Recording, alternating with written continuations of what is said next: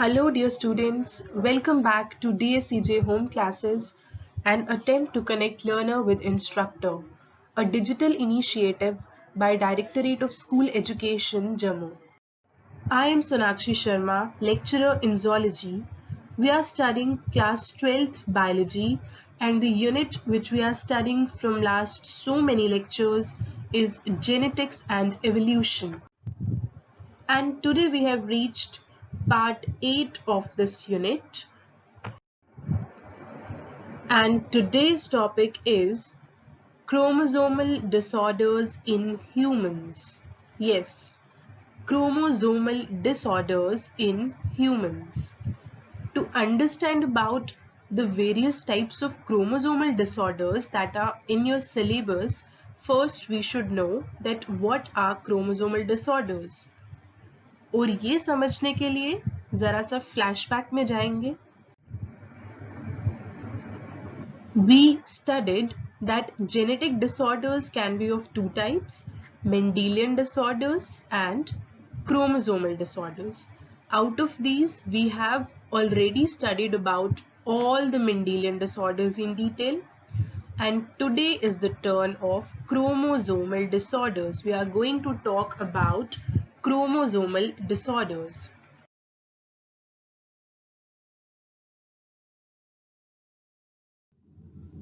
So let us see what are chromosomal disorders. Chromosomal disorders क्या होते हैं? Chromosomal disorders are caused due to abnormalities in the number or structure of chromosomes.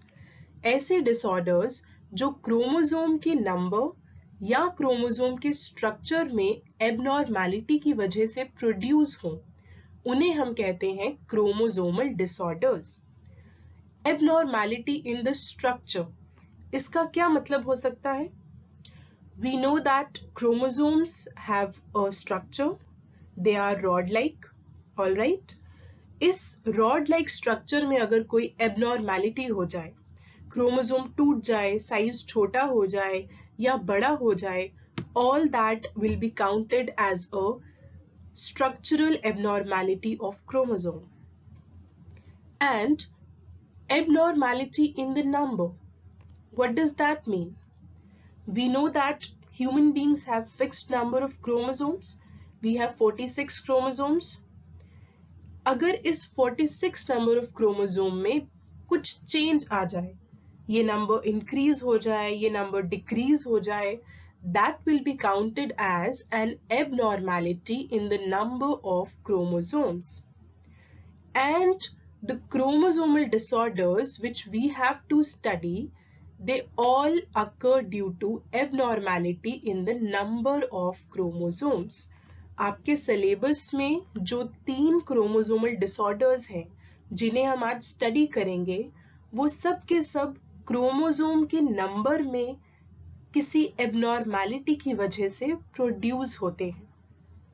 So first of all, let us see that change in the number of chromosomes can be of how many types? कितने तरीके हैं जिनसे chromosome का number change हो सकता है? So there can be two ways by which number of chromosomes in an organism can change. First one is change involving entire sets. The word used here is entire sets.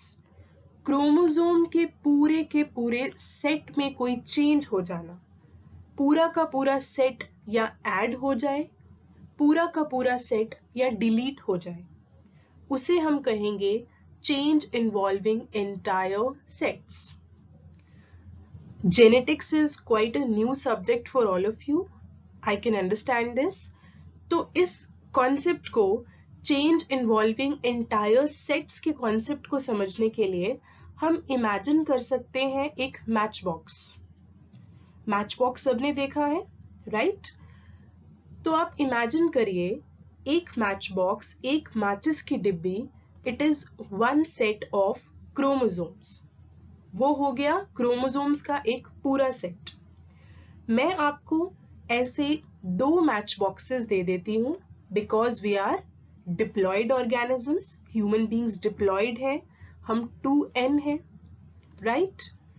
तो ये condition बिल्कुल normal condition है because आपके पास accordingly 2 sets of chromosomes present है in the form of 2 match boxes, right? ये आप imagination के लिए सोचिए, इसको आप इमेजिन करिए. This is not a real situation but you are imagining this example to understand the concept. Now this is a normal condition because here we have 2 sets of chromosomes making a diploid organism. अब अगर मैं आपको इन 2 sets of chromosomes में एक और match box add करने को कहूं, then you will become 3n, which is not a normal situation. It is an abnormal situation. इस situation में आपके पास एक एक्स्ट्रा सेट ऑफ क्रोमोसोम्स आ रहा है, एक एक्स्ट्रा मैच बॉक्स आ रहा है. सिमिलरली 2 सेट्स भी ऐड हो सकते हैं. If I give you 2 extra match boxes you will become 4n, and in the same way there can be deletion also. जो नॉर्मल 2n कंडीशन है, अगर उसमें से एक मैच बॉक्स हम निकाल दें, सिर्फ एक ही मैच बॉक्स रखें, the individual is going to be abnormal, abnormally haploid, right?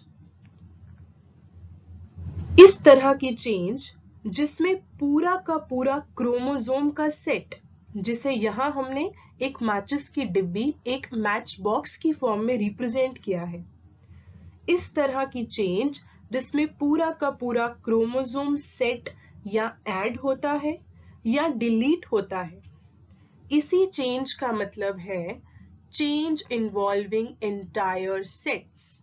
ऐसी चेंज जिसमें पूरा का पूरा सेट इन्वॉल्व्ड है.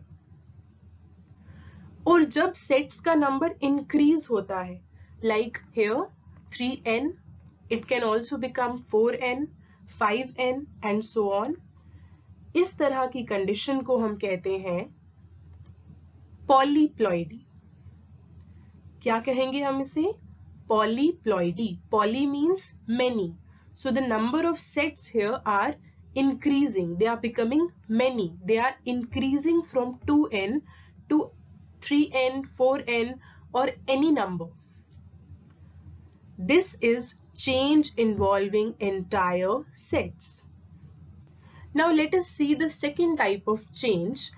This very change is named as change in the number of chromosomes in one set of chromosomes. Chromosomes के एक set में कोई चेंज हो जाना.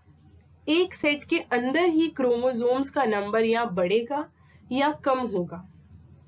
सेम मैच बॉक्स वाली एग्जांपल हम यूज यहां कर सकते हैं. सेम 2 मैच बॉक्सेस आप अपने पास इमेजिन करिए एज 2 सेट्स ऑफ क्रोमोसोम्स. अब मैं आपको एक पूरा का पूरा मैच बॉक्स ना तो दे रही हूं, ना ही आपसे एक पूरा का पूरा मैच बॉक्स ले रही हूं. I am just giving you 1 match stick. सिर्फ एक मैचेस की तीली मैं आपको एक्स्ट्रा दे रही हूं. दैट मीन्स पूरा का पूरा सेट ऑफ क्रोमोसोम आपके पास नहीं आ रहा. आपके पास सिर्फ एक ही क्रोमोसोम आ रहा है. पूरे सेट से कोई छेड़छाड़ नहीं हो रही, बस एक क्रोमोसोम आपको एक्स्ट्रा मिल गया है, राइट? या ये भी हो सकता है दैट आपके 2 मैच बॉक्सेस में से हम एक मैचेस की तीली डिडक्ट कर लें, सब्ट्रैक्ट कर लें, उसे हम निकाल लें. This can also be done, right? इसका मतलब एक सेट के क्रोमोसोम्स का नंबर इंक्रीज या डिक्रीज हो रहा है. That is change in the number of chromosomes in one set of chromosomes. Chromosomes के एक सेट में जो नंबर ऑफ क्रोमोसोम्स हैं, उनका नंबर या बढ़ रहा है, एक तीली एक्स्ट्रा आ गई, एक क्रोमोसोम एक्स्ट्रा आ गया, उनका नंबर या कम हो रहा है, एक तीली कम हो गई, एक क्रोमोसोम वहां से बाहर निकल गया, उस सेट से एब्सेंट हो गया, राइट? इस चेंज को where the change is occurring in the number of chromosomes in one set of chromosome, इस change को हम कहते हैं aneuploidy. A very important term here. This change is known as aneuploidy. I repeat once again, aneuploidy में क्या हो रहा है? aneuploidy में एक सेट में या तो क्रोमोसोम ऐड होते हैं या तो क्रोमोसोम कम हो जाते हैं, डिलीट हो जाते हैं। मैच बॉक्स में या तो एक नई तीली ऐड हो रही है या तो उस पुराने मैच बॉक्स से हमने एक तीली को बाहर निकाल लिया। पूरा का पूरा नया मैच बॉक्स ऐड नहीं हो रहा, पूरा का पूरा पुराना मैच बॉक्स डिलीट नहीं हो रहा। This is aneuploidy. Understood? I told you, आपके सिलेबस में जो क्रोमोसोमल डिसऑर्डर्स हैं, they all deal with change in the number of chromosomes. हर जगह क्रोमोसोम का नंबर चेंज हो रहा होगा, पर वो नंबर किस तरह से चेंज हो रहा होगा, that is going to be aneuploidy. Okay? जितने भी क्रोमोसोमल डिसऑर्डर्स हम पढ़ेंगे उनमें क्रोमोसोम का नंबर एन्यूप्लॉइडी की वजह से चेंज हो रहा होगा। एक सेट ऑफ क्रोमोसोम में या तो एक क्रोमोसोम एक्स्ट्रा आ रहा होगा या तो कोई क्रोमोसोम वहां से डिलीट हो रहा होगा। अब ये जो एन्यूप्लॉइडी है, it can also be of different types. अलग अलग तरह से ये हो सकती है। There can be loss of a chromosome from a set, एक सेट से क्रोमोसोम लॉस हो सकता है, और there can be addition of chromosome to a set, या तो एक सेट से क्रोमोसोम लॉस हो जाएगा या तो एक सेट में क्रोमोसोम ऐड हो जाएगा। वो मैचेस की तीली जो हमने अभी इमेजिन की थी, एक मैच बॉक्स से हम मैचेस की तीली निकाल भी सकते हैं, उस मैच बॉक्स में हम एक नई तीली ऐड भी कर सकते हैं, right? So first let us see loss of chromosome from a set. So if there is loss of one chromosome, 2n-1, एक क्रोमोसोम का लॉस हो रहा है, the situation will be named as monosomy.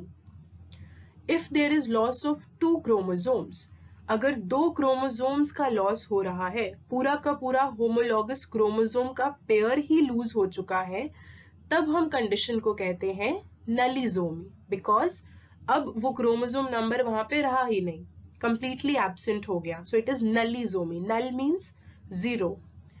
Then we have trisomy. Now we have reached towards the addition of chromosome to a set. अगर set में chromosome का addition हो रहा हो तब क्या सिचुएशंस हो सकती हैं? There can be 2n+1 condition, एक क्रोमोसोम ऐड हो रहा है, total number of chromosomes will become 3, right? एक पेयर में पहले से 2 क्रोमोसोम्स होंगे, अब हमने उसमें एक और क्रोमोसोम डाल दिया, so we will name it as trisomy. And if there is addition of 2 chromosomes, the situation, the condition will be named as tetrasomy, because now the number of chromosomes will become 4. Okay, so this particular situation will be named as tetrasomy. All right, so if there is loss, it can be monosomy or nalisomy, and if there is addition, it can be trisomy or tetrasomy. And now we are absolutely ready to have a look at the chromosomal disorders which we are going to study. First one is Down syndrome, second one is Turner syndrome, and third one is Klinefelter's syndrome. So we have to cover these 3 chromosomal disorders in detail. So let's begin with the first syndrome, that is Down's syndrome. Let's see why Down syndrome is called so. Why is it called as Down syndrome? It was first reported in 1886 by Langdon Down, the person who reported Down syndrome for the first time. जिस इंसान ने पहली बार Down syndrome को report किया था उनका नाम था Langdon Down. That is why this syndrome is known as Down's syndrome. Alright, अब ये सिंड्रोम क्यों होता है? What is the basic reason behind the occurrence of Down's syndrome?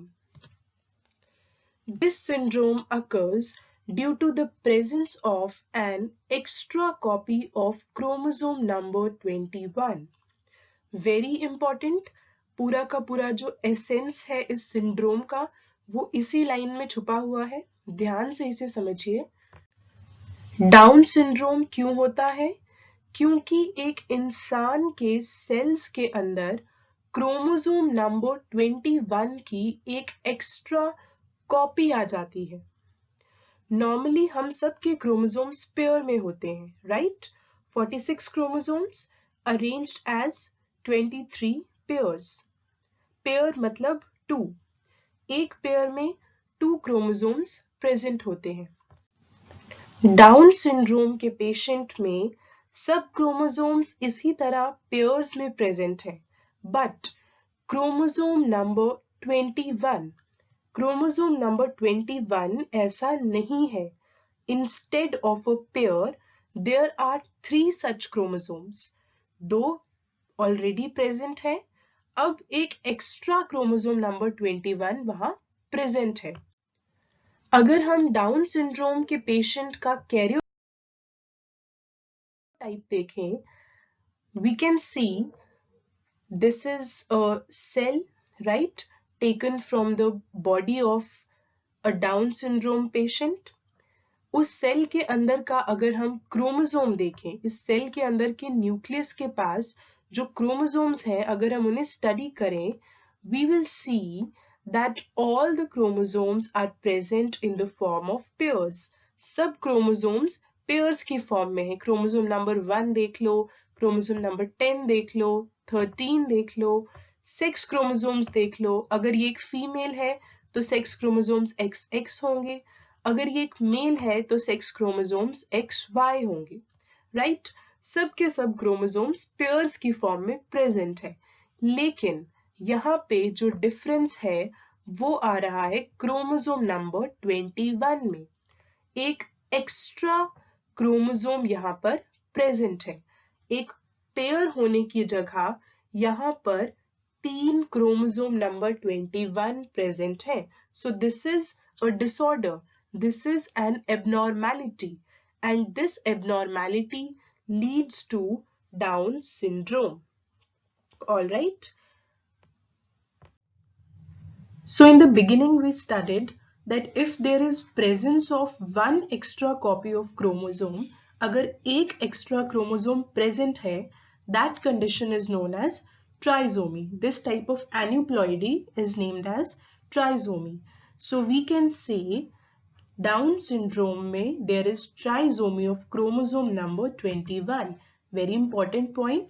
बहुत बार MCQs की फॉर्म में ये पूछा जाता है. Like Down syndrome occurs due to dash of chromosome number 21.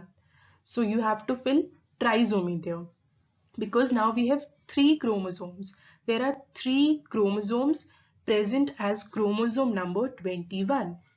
And it is very obvious, अगर एक extra chromosome है तो क्रोमोसोम का नंबर उस पर्सन में इंक्रीज कर जाएगा. नॉर्मली हमारे पास 46 क्रोमोसोम्स होते हैं, but in a person with Down syndrome, the number of chromosomes are going to be 47. So this entire karyotype here is quite important. Down syndrome के patient को हम represent करते हैं as 47, which shows presence of one extra chromosome. XX/XY. This is depicting that the affected person can be a female or can be a male. अगर वो female है तो हम XX लिखेंगे, अगर वो मेल है तो हम XY लिखेंगे.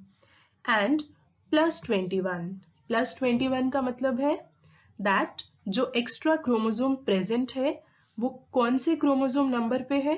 That is on chromosome number 21। ये कैरियोटाइप अगर आप याद कर लोगे तो डाउन सिंड्रोम पूरा का पूरा आपके दिमाग में बैठ जाएगा। 47 XX/XY plus 21. Then there is written that there is an increased risk of Down syndrome for babies of older females.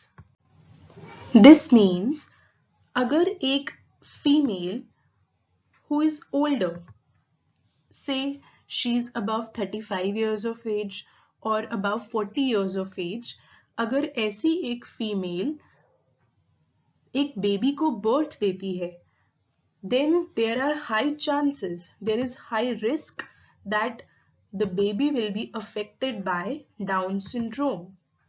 Older females में higher chance, higher risk रहता है to give birth to a baby suffering from Down syndrome. The reason to this is because increasing age के साथ जो quality of ovum है वो थोड़ी सी degrade हो जाती है, decline हो जाती है. And there is a high chance that if such an ovum fuses with a sperm, the resulting zygote might be affected by Down syndrome. Let us now study about the symptoms of Down syndrome. Like every syndrome, like every disorder, Down syndrome के भी कुछ symptoms, कुछ लक्षण रहेंगे, right? जिन्हें देखकर हम कह सकते हैं that this particular person is suffering from Down syndrome. पहले कुछ symptoms ही होंगे, तभी डॉक्टर कहेंगे कि हाँ लग रहा है that this person is suffering from Down syndrome, and then thereafter cytological studies are carried upon that person, right? तो symptoms students आपको जब भी एग्जाम में आए, आप एक ट्रिक याद रखिए। सबसे पहले आप अपने दिमाग में डायग्राम्स बिठा लीजिए। These are like photographs. सोचिए आपने एक मूवी देखी, ये बस उसकी एक क्लिप है जहां पर आपने इस तरह के दिखने वाले किसी ह्यूमन बीइंग को ऑब्जर्व किया है, राइट? जैसे ही डाउन सिंड्रोम एग्जाम में आए सिम्टम्स, ये जो भी इमेजेस हैं, जो भी ये डायग्राम्स हैं, ये आपके दिमाग में आ जानी चाहिए। और इनमें से जो ये सेकंड डायग्राम है, this one, it has been taken from your NCERT. NCERT, as I always say, is the most important book, and we have to take it with us every time, right? So let us see what is the first symptom. Flat back of the head. हम start करेंगे सबसे upper most body part से, anterior reason पे जो सबसे पहला body part है हमारा, दैट इज हेड। तो डाउन सिंड्रोम के पेशेंट्स का जो हेड होता है उसकी बैक साइड फ्लैट होती है। हमारे नॉर्मल ह्यूमन बींग्स के हेड की बैक साइड फ्लैट नहीं होती, वो कुछ ना कुछ ओवल या कर्व्ड शेप की रहेगी, लेकिन डाउन सिंड्रोम के पेशेंट्स में back of the head is flat. Then we have broad flat face. तो डाउन सिंड्रोम के पेशेंट्स का फेस एक तो फ्लैट होता है और नॉर्मल ह्यूमन बींग्स के कंपैरेटिवली ब्रॉड होता है। इस डायग्राम में आप देख सकते हैं फेस ब्रॉड है and it is flat. Then we have epicanthic eye folds. What is epicanthic eye fold? Down syndrome के पेशेंट्स में जो अपर आईलिड होता है हमारा, वो आंख के इनर कॉर्नर पर आकर एक फोल्ड बनाता है, and that fold is named as epicanthic eye fold. यहाँ आप देख सकते हैं जो आई का इनर कॉर्नर है वहां पर एक फोल्ड बन गया है बाय द अपर आईलिड। जैसी ड्रूपिंग सी आईज होती हैं, कुछ वैसी लुक आती है डाउन सिंड्रोम के पेशेंट्स की आईज की। So this is known as epicanthic eye folds. आप गूगल कर सकते हैं डाउन सिंड्रोम पेशेंट्स की images, you will get a much clearer idea about the symptoms in such a person. Then we have abnormal ears. Abnormal ears मतलब ears की location normal नहीं होगी, right? उनकी फंक्शनिंग में कुछ प्रॉब्लम हो सकती है, फिजिकल अपीयरेंस में कुछ प्रॉब्लम हो सकती है, So the ears are also not normal, they are abnormal. Then partially open mouth, a very important diagnostic feature again. जो डाउन सिंड्रोम के पेशेंट्स हैं वो अपने माउथ को कंप्लीटली क्लोज नहीं कर पाते, उनका माउथ पार्शियली मतलब आधा खुला रहता है. Okay. Then big and wrinkled tongue, another very important symptom in case of Down syndrome patient. जो डाउन सिंड्रोम पेशेंट्स हैं उनकी जो टंग होती है वो नॉर्मल ह्यूमन बींग्स के कंपैरेटिवली साइज में बड़ी होती है एंड इट इज रिंकल्ड, उसके ऊपर कुछ फरोज बने होंगे, बिल्कुल प्लेन या नॉर्मल सरफेस टंग की नहीं रहेगी, उस पे कुछ फरोज होंगे, रिंकल्स होंगे. Alright. Then broad palm with characteristic palm crease. अब फेस के जितने भी फीचर्स थे वो हमने कवर कर लिए. Head back at flat at the back, face is broad and flat, eyes have epicanthic fold, ears are abnormal, mouth is partially open and tongue is big and wrinkled. अब हम आ जाते हैं hands की तरफ, palm की तरफ. तो जैसे डाउन सिंड्रोम के पेशेंट्स का फेस ब्रॉड है, सिमिलरली उनकी जो पाम है, जो हथेली है, that is also broad and they have a characteristic palm crease. हम सबके हैंड्स में क्रीज होती है, हमारे पाम्स में कुछ लाइन बनी हुई है, लाइंस बनी हुई है, राइट. लेकिन डाउन सिंड्रोम के पेशेंट्स में एक कैरेक्टरिस्टिक, एक कंप्लीटली एबनॉर्मल क्रीज हमें देखने को मिलती है. So there is a single prominent crease present on the palm of Down syndrome patients. तो हम उनके हाथ देखकर भी बता सकते हैं that this person is suffering from Down's syndrome. अब हैंड्स के बाद हम आ जाते हैं फीट पे. Widely separated first and second toe. यहाँ आप देख सकते हैं DS के पेशेंट्स में, डाउन सिंड्रोम के पेशेंट्स में फर्स्ट एंड सेकेंड टो के बीच में बहुत ज्यादा गैप रहता है. हमारे पाँव में जो फिंगर्स हैं वो बिल्कुल साथ साथ हैं, राइट, उनमें कोई इतना प्रोमिनेंट गैप नहीं है. लेकिन डाउन सिंड्रोम के पेशेंट्स में the first and the second toe are widely separated. Congenital heart diseases. अब फिजिकल फीचर्स यहाँ खत्म हो गए, अब हम इंटरनल एक फीचर देखेंगे. जो डाउन सिंड्रोम के पेशेंट्स का हार्ट होता है that is also not functioning normal. They are suffering from congenital heart diseases. Congenital का क्या मतलब होता है? Congenital means which is present from birth. जो जन्म से ही किसी में present है, उसे हम कहते हैं congenital. इसका मतलब जब ये individuals पैदा होते हैं, उसी टाइम से इनके हार्ट में कुछ diseases होती हैं, right? अब जब इतनी सारी problems एक individual में हैं, ultimately there will be physical, psychomotor and mental development retardation. वो individual physically और mentally retarded रहेगा, उसकी growth एक normal, एक healthy individual की तरह नहीं हो पाएगी, right? So these were the symptoms of Down's syndrome. I hope they are clear to you. Now we are going to study about the second syndrome, that is Turner's syndrome. So let's find out why Turner's syndrome is called so. जैसे Down syndrome में हमने पढ़ा that Langdon down ने report किया था, तो syndrome का नाम हो गया down syndrome. Similarly Turner syndrome को रिपोर्ट करने वाले थे Turner.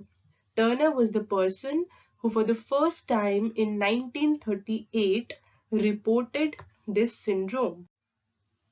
This syndrome was therefore named as Turner's syndrome. Now it is a sex chromosome related disorder. जो हमने अभी DS पढ़ा, डाउन सिंड्रोम पढ़ा, उसमें सेक्स क्रोमोसोम्स को कोई इफेक्ट नहीं हो रहा था, राइट. ऑटोसोम था एक क्रोमोसोम नंबर 21, उसकी ट्राइसोमी हो रही थी. लेकिन टर्नर सिंड्रोम में जो क्रोमोसोम्स अफेक्ट होंगे, जिस क्रोमोसोम में एबनॉर्मैलिटी आएगी, वो होगा एक sex chromosome.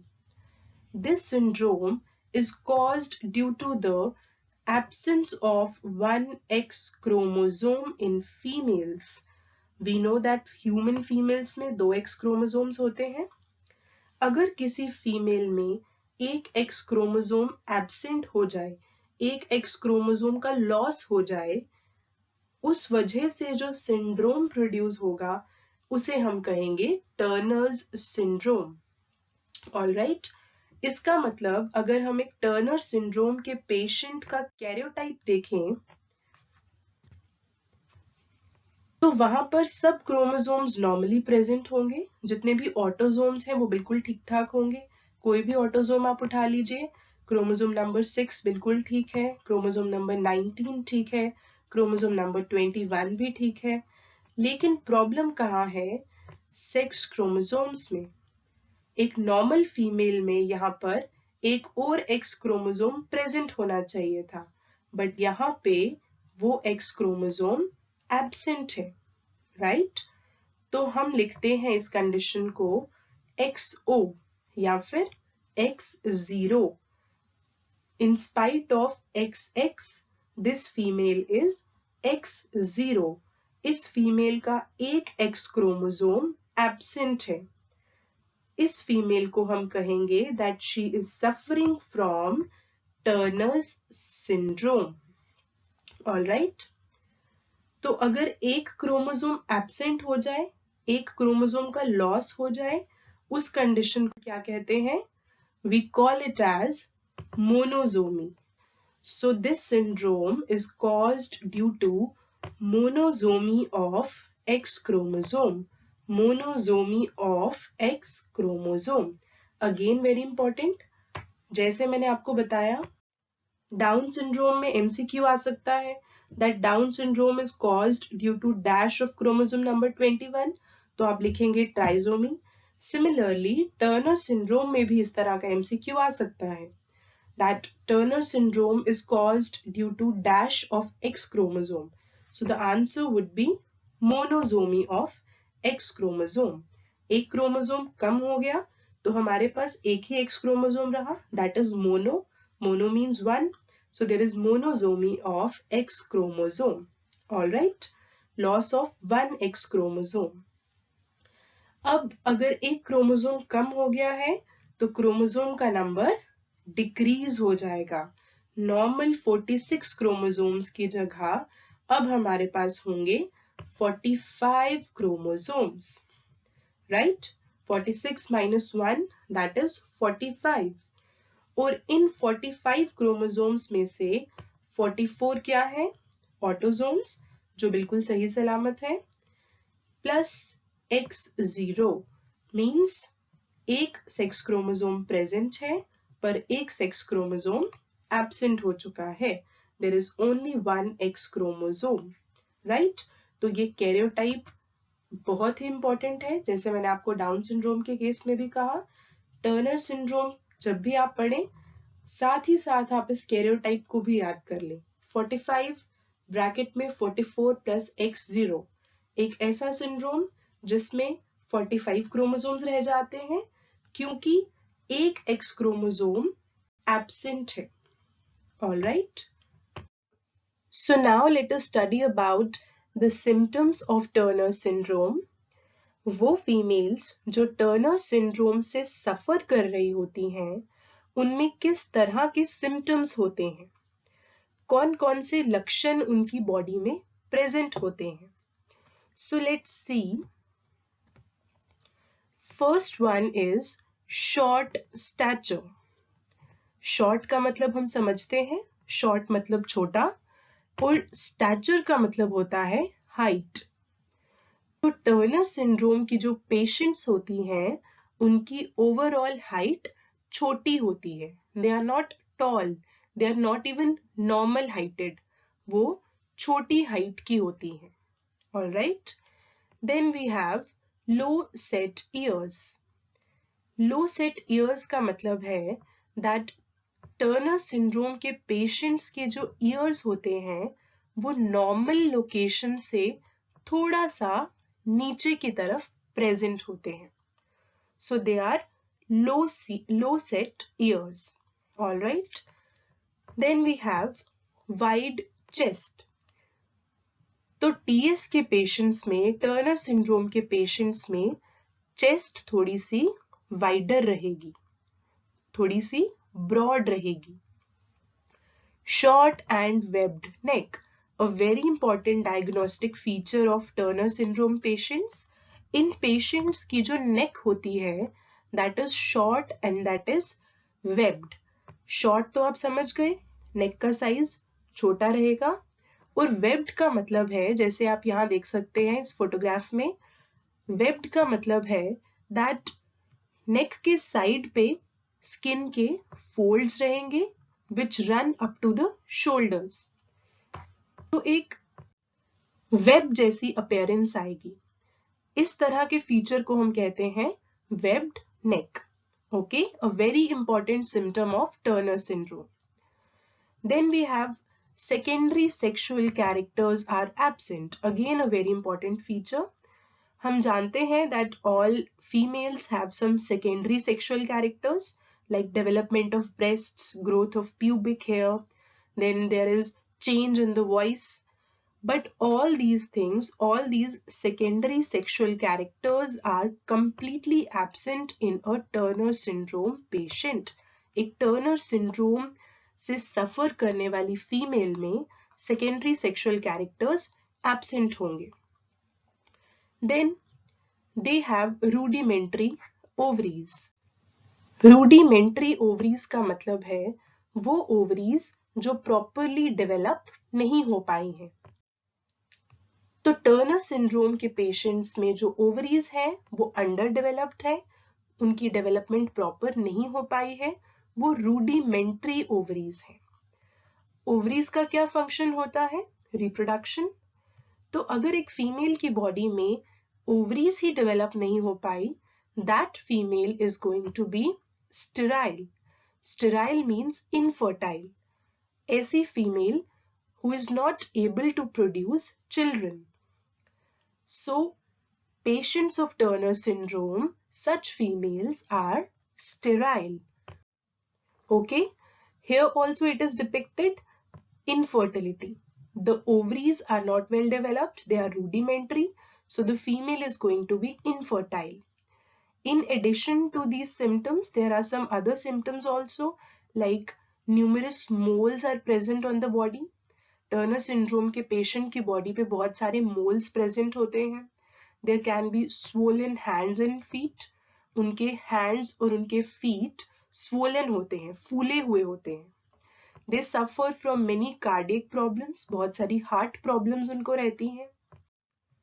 And all this is happening because of absence of one X chromosome.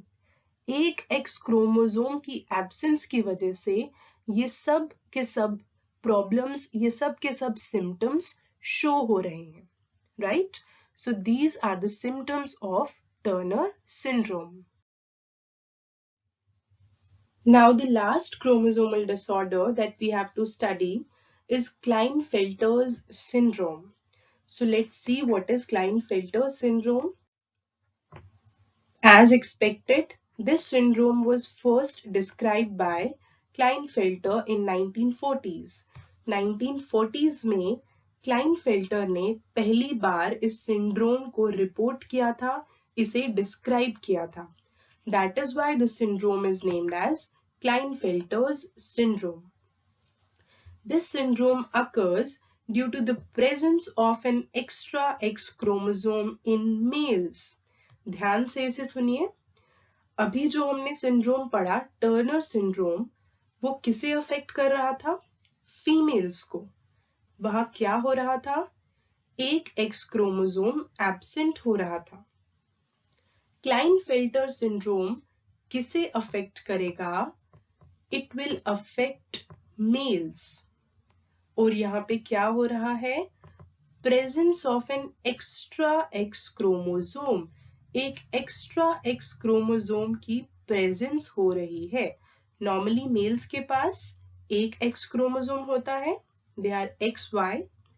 उनका Y क्रोमोसोम बिल्कुल ठीक ठाक, बिल्कुल नॉर्मल रहेगा, लेकिन एक्स क्रोमोसोम बेचारा अकेला फील कर रहा है, तो उसके पास एक एक्स्ट्रा एक्स क्रोमोसोम आ जाएगा। लेकिन ये जो एक पार्टनर उसे मिल गया है, ये जो एक एक्स्ट्रा एक्स क्रोमोसोम इसे मिल गया है, it is going to produce a disorder, a syndrome named as Klinefelter's syndrome. तो अगर हम एक क्लाइनफेल्टर्स सिंड्रोम के पेशेंट का कैरियोटाइप देखें, सब के सब ऑटोसोम्स बिल्कुल ठीक ठाक है, नॉर्मल पेयर्ड कंडीशन में प्रेजेंट है। प्रॉब्लम कहाँ आ रही है? सेक्स क्रोमोसोम्स में। जहां एक्स वाई होना चाहिए था सिर्फ, उसकी जगह अब हमारे पास है एक्स एक्स वाई, क्योंकि हमारे पास एक एक्स्ट्रा एक्स क्रोमोसोम प्रेजेंट है। It is X X Y condition. इस कंडीशन को हम कहते हैं क्लाइनफेल्टर्स सिंड्रोम।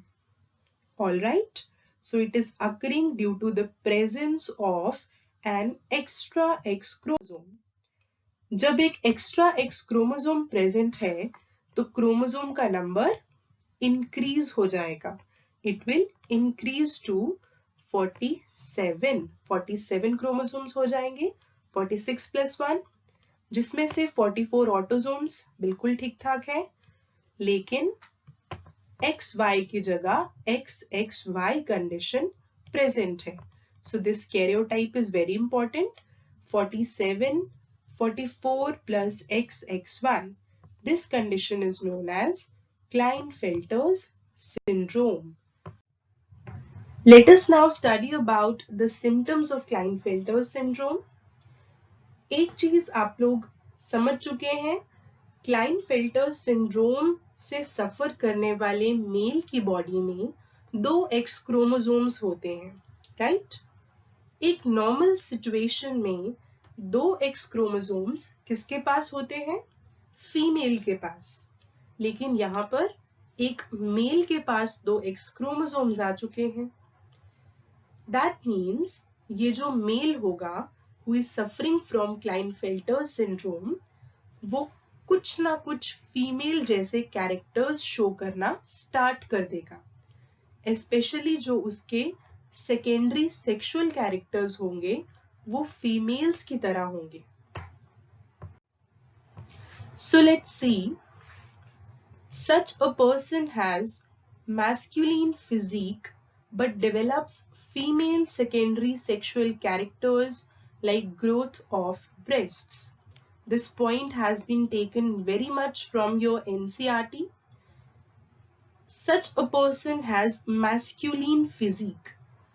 ऐसे इंसान को अगर हम देखेंगे तो देखने में वो कंप्लीटली हमें एक मेल जैसे फिजिक वाला इंसान लगेगा। जैसे एक मेल का फिजिक होता है, देखने में हमें बिल्कुल वो एक मेल जैसा ही लगेगा, लेकिन he will develop female secondary sexual characters like growth of breasts. जो सेकेंडरी सेक्सुअल कैरेक्टर्स एक फीमेल में होते हैं, वो कैरेक्टर्स अब इस मेल में डेवलप होना स्टार्ट हो जाएंगे। क्लाइनफेल्टर सिंड्रोम से सफर करने वाले मेल में growth of breasts can be seen. Lack of beard and body hair, जो अपने particular male secondary sexual characters हैं, वो इसमें थोड़े से डिमिनिश हो जाएंगे, क्योंकि यहाँ पर क्या ओवर पावर कर रहा है? Female secondary sexual character. तो बियर्ड और बॉडी हेयर जो है, दे विल बी लैकिंग, उनकी कमी होगी। लॉन्ग लेग्स, लेग्स की लेंथ लॉन्गर रहेगी। स्मॉल टेस्टीज, टेस्टीज का साइज नॉर्मल साइज के कंपैरेटिवली छोटा होगा। And such persons are sterile, that is they are unable to reproduce, they are infertile, right? Because their testes are small in size, there will be some obstruction in the process of spermatogenesis, right? So such persons are going to be sterile, they are going to be infertile. ये है Klinefelter syndrome के important symptoms. यहाँ आप photograph में भी देख सकते हैं, sparse facial hair, poor muscle development, enlarged breasts, longer legs, smaller testicles, short trunk, and narrow shoulders. So this was all about the three chromosomal disorders: Down syndrome, Turner syndrome, and Klinefelter's syndrome. After studying all these disorders, may they be Mendelian disorders or chromosomal disorders, one question must be striking your mind, that are these genetic disorders curable? क्या in genetic disorders का कोई इलाज है? हमने इतने सारे genetic disorders पढ़े and their symptoms are so troublesome for the person who is suffering from these disorders. तो क्या हमारी साइंस, हमारी टेक्नोलॉजी उस स्टेज तक पहुंची है कि हम जेनेटिक डिसऑर्डर्स का कोई इलाज कर पाए? हम पेशेंट्स को इन डिसऑर्डर्स से completely फ्री कर पाए? Unfortunately, the answer to this question is no. Genetic disorders are not curable. Till date, हमारे पास इन disorders का कोई cure नहीं है. But they can be managed. We can manage these disorders. All we need to do is a little care and take precautions. Like if a person is suffering from hemophilia, उसे doctors यही advice देंगे कि अपने lifestyle को थोड़ा stationery रखे, ज़्यादा movement ना करे, रिस्की एरियाज पे ना जाए. और if a person is suffering from colour blindness, हम उसकी आईज का, उसके इस डिसऑर्डर का कोई परमानेंट इलाज तो नहीं कर सकते. But yes, there are many types of glasses that are available to help such persons in viewing different colors. And if a person is suffering from phenylketonuria, तो डॉक्टर्स उसे एडवाइस करेंगे कि अपनी डाइट में फिनाइल एलानीन वाले जो proteins हैं उनको वो ना ले. So we can manage these disorders, we can provide symptomatic care to the patients, we can help improving the quality of life of such patients. But if you say that we have a permanent cure to these disorders, the answer is no. There are things like gene therapy, they seem promising, but gene therapy is still in its initial trial stage. It is not yet ready to be done practically on a large group of patients. But we still have hope, as young minds like you can do research in future, and we never know, a cure is actually waiting to be found by you.